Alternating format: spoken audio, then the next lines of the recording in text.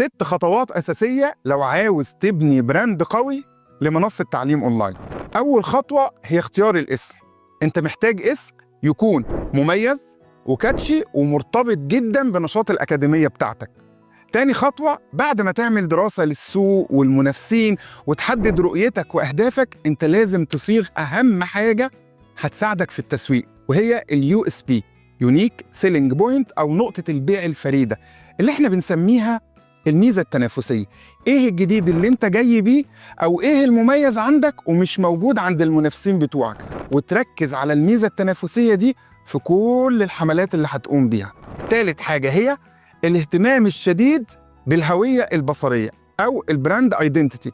خلي الشعار والألوان حتى طريقة عرض المحتوى على المنصة أو السوشيال ميديا لازم كله يبقى متناسق ويحمل طابع مميز يثبت في ذهن جمهورك.